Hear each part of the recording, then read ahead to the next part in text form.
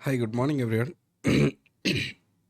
ഇന്നത്തെ pre market റിപ്പോർട്ടിലേക്ക് നമുക്ക് കിടക്കാം. അപ്പോൾ ഇന്ന് ആദ്യം പറയാനുള്ളതെന്ന് പറഞ്ഞാൽ മാർക്കറ്റിലെ ഒരു പോസിറ്റിവിറ്റി അവിടെ നിൽക്കുന്നുണ്ട്, പ്രത്യേകിച്ച് ബാങ്കിങ് സെക്ടർ. കാരണം ബാങ്കിങ് സെക്ടറിൻ്റെ പല സ്റ്റോക്കുകളിലും അതിൻ്റെ ലിക്വിഡിറ്റി, അതിൻ്റെ സർപ്ലസ് ഓഫ് എമൗണ്ട് കയറുന്നുണ്ട്. സോ ഇടയ്ക്ക് കഴിഞ്ഞ ആഴ്ചകളിൽ പറഞ്ഞിരുന്നു അവിടെ കുറച്ച് ഷോർട്ടേജ് ഉണ്ട് എന്നുള്ളത്. അത് ഒന്ന് ക്ലിയർ ആകുന്നുണ്ട്. ബാങ്കിങ്ങിൻ്റെ അതർ പാരാമീറ്റേഴ്സും ഒന്ന് ബെറ്ററായി വരുന്നുണ്ട് കഴിഞ്ഞ 2-3 ദിവസങ്ങളിലായിട്ട്. അതിനെ സംബന്ധിച്ചിട്ടുള്ള ന്യൂസസാണ് വന്നുകൊണ്ടിരിക്കുന്നത്.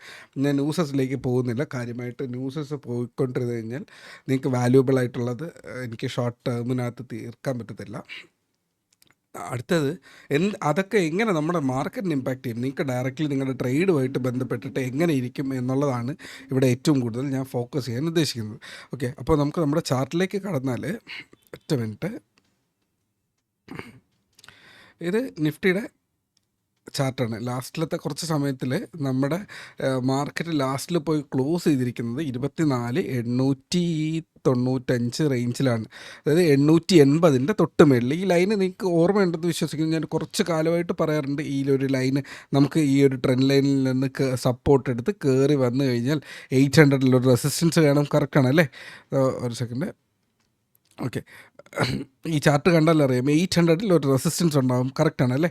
ഇവിടെ ഒരു റെസിസ്റ്റൻസ് അടിച്ചിരുന്നു, തിരിച്ച് വരാൻ നോക്കി, പറ്റിയില്ല. ഇവിടെ ഒരു റെസിസ്റ്റൻസ് അടിച്ചു.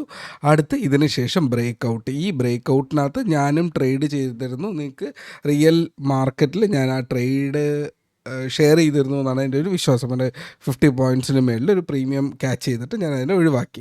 തിരിച്ച് അടുത്ത ദിവസം അതേ ഏരിയയിൽ ഓപ്പൺ ചെയ്തെങ്കിലും ഇത് 800-ൻ്റെ താഴെ പോവുകയും അടുത്ത ക്യാൻഡിലുകൾ ഇതിനെ ഒരു ട്രെൻഡ് ക്രിയേറ്റ് ചെയ്ത് പതുക്കെ മാർക്കറ്റിൻ്റെ മേളിലേക്ക് കൊണ്ടുവന്നു.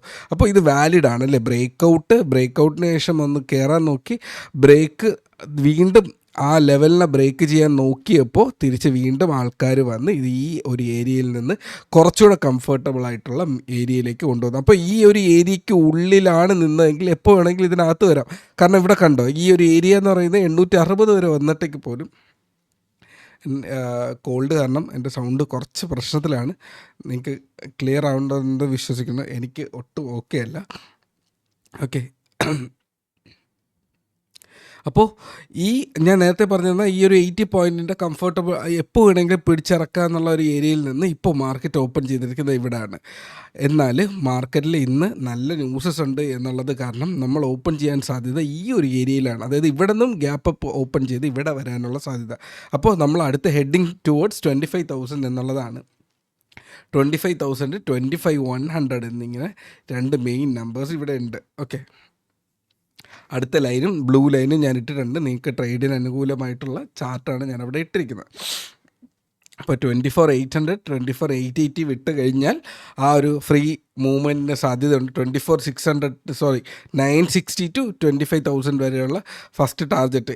ഈ ട്രേഡ് നടന്നുകൊണ്ടിരുന്നെങ്കിൽ ഇതിൻ്റെ ടാർഗറ്റ് ഇവിടെ ആയിരുന്നു. ഓക്കെ, ഇപ്പോൾ ഓപ്പൺ ചെയ്യുന്നത് തന്നെ ഈ ഒരു ഏരിയയിലാണ്. അപ്പോൾ അടുത്ത മൂവ്മെൻറ്റ് എന്ന് പറഞ്ഞു കഴിഞ്ഞാൽ ഈ ഒരു ഏരിയയിലേക്ക് പോവുക. അത് ബ്രേക്ക് ചെയ്യപ്പെട്ട് കഴിഞ്ഞാൽ 25,100-ലേക്ക് പോവുക. 240 അതിൻ്റെ ഏറ്റവും മെയിൻ ലൈൻ എന്ന് പറയുന്നത്. അതായത് ഈ ബോക്സിൻ്റെ ടോപ്പാണ് ഇതിൻ്റെ ഏറ്റവും ഇമ്പോർട്ടൻറ്റ് ലൈൻ എന്ന് പറയുന്നത്. ഈ ചാർട്ട് ഞാൻ ഗ്രൂപ്പിനകത്ത് ഷെയർ ചെയ്തിരിക്കാം. ഓക്കെ, ഇതിനനുസരിച്ചായിരിക്കണം നിങ്ങളുടെ ട്രേഡിംഗ്. ആദ്യത്തെ ഒരു 10-15 മിനിറ്റ് എന്ന് പറയുന്നത് ഭയങ്കരമായിട്ടുള്ള ഓർഡേഴ്സ് ട്രിഗർ ചെയ്യും. സോ സൂക്ഷിച്ച് മാത്രം ട്രേഡ് ചെയ്യുക. റിസ്ക് എടുക്കുന്ന ഒരു വ്യക്തിക്ക് ഹൈ റിസ്ക് ആയിട്ടുള്ള ഒരു ഏരിയ തന്നെയാണ്. അപ്പോൾ അതിനനുസരിച്ചിട്ട് നിങ്ങളുടെ ട്രേഡ്സ് പ്ലാൻ ചെയ്യുക. അടുത്ത ബാങ്ക് നിഫ്റ്റി കൃത്യമായിട്ട് വാച്ച് ചെയ്യുക. ബാങ്ക് നിഫ്റ്റിയുടെ ലോട്ട് സൈസ് കുറച്ചിട്ടുണ്ട്, കുറച്ച് സെക്ടേഴ്സിൻ്റെ കുറച്ചിട്ടുണ്ട്, നിഫ്റ്റിയുടെ കുറച്ചിട്ടുണ്ട്. ബാങ്ക് നിഫ്റ്റി വാച്ച് ചെയ്യുക. ബാങ്ക് നിഫ്റ്റിയിൽ ഇന്ന് നല്ലൊരു മൊമെൻറ്റം വരാനുള്ള സാധ്യതയുണ്ട്. നമ്മൾ ഓൾറെഡി HDFC ബാങ്കും SBIയും നമ്മുടെ റഡാറിനകത്ത് കൊടുത്തിട്ടുണ്ട്, M&M കൊടുത്തിട്ടുണ്ട്. ഇതൊക്കെ ബൈയിങ് സൈഡിൽ നിൽക്കുന്നതാണ്. ലാസ്റ്റ് ദിവസം നമ്മൾ കൊടുത്ത 2 സ്റ്റോക്സ് ഉണ്ടായിരുന്നു, ബ്ലാക്ക് ബോക്സും ഓറിയൻ ടെക്നോളജീസും. ഒരെണ്ണം അപ്പർ സർക്യൂട്ട് അടിച്ചത് 20% ആണെന്ന് തോന്നുന്നു. അപ്പർ സർക്യൂട്ട് ഹിറ്റ് ചെയ്തതൊന്നും എനിക്ക് ഓർമ്മയില്ല. ഞാൻ 17.5% ഒറ്റ ദിവസം കയറുന്നത് ഞാൻ കണ്ടു. അടുത്ത രണ്ടാമത്തത് ബ്ലാക്ക് ബോക്സ് 5% ലോക്ക് ചെയ്യപ്പെട്ടതും ഞാൻ കണ്ടിട്ടുണ്ടായിരുന്നു. ഒരു ദിവസം കൊണ്ട് കിട്ടുന്ന റിട്ടേൺ ആണ് പറയുന്നത്. സന്തോഷം. എൻ്റെ കയ്യിൽ കുറച്ച് പൊസിഷൻ ഇരിപ്പുണ്ട്. അടുത്തിന് HDFC ബാങ്കും SBIയും കയ്യിലിപ്പോൾ പൊസിഷൻ ഇരിപ്പുണ്ട്. കൊഫോർജ് മൂവ് ചെയ്യാൻ സ്റ്റാർട്ട് ചെയ്യുന്നതേ ഉള്ളൂ. സോ ഇത്രയൊക്കെ ഉള്ളൂ. അടുത്ത് പറയാനുള്ളത് ക്രൂഡ് ഓയിൽ ഇന്ന് മാർക്കറ്റിൽ ഒരു സപ്പോർട്ടീവ് ഏരിയയിലേക്ക് വരാനുള്ള സാധ്യതയുണ്ട്. മാർക്കറ്റ് ഓപ്പൺ ചെയ്യുന്നത് 5434 റേഞ്ചിലാണ്. ഓക്കെ, മാർക്കറ്റിൽ ഇന്ന് ക്രൂഡ് ഓയിൽ അത്യാവശ്യം സ്റ്റാർട്ട് ചെയ്യുന്ന കുറച്ച് പോസിറ്റീവായിരിക്കും. ഈ ഒരു ഏരിയയിലായിരിക്കും ഓപ്പൺ ചെയ്യാനുള്ള സാധ്യത. ഒരു വലിയൊരു നെഗറ്റീവ് ട്രെൻഡിലായിരുന്നു. ഒരു നെഗറ്റീവ് ട്രെൻഡിൽ ഇത് ഫോളോ ചെയ്ത് പൊയ്ക്കൊണ്ടിരുന്നത്. അതിലും നെഗറ്റീവായി, എന്നിട്ട് സപ്പോർട്ട് എടുത്തു. ക്രൂഡ് ഓയിലിൻ്റെ പ്രൈസസ് ഇൻക്രീസ് ചെയ്യുന്നുണ്ട് ഗ്ലോബലി.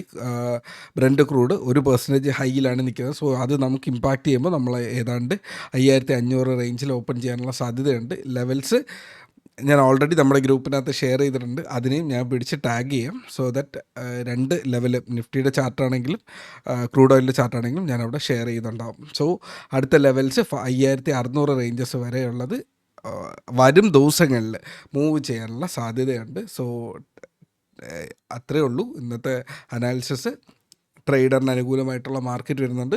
സ്വിംഗ് ട്രേഡറിനും ഓപ്ഷൻ ട്രേഡറിനും അനുകൂലമായിട്ടുള്ള മാർക്കറ്റ് വരുന്നുണ്ട്.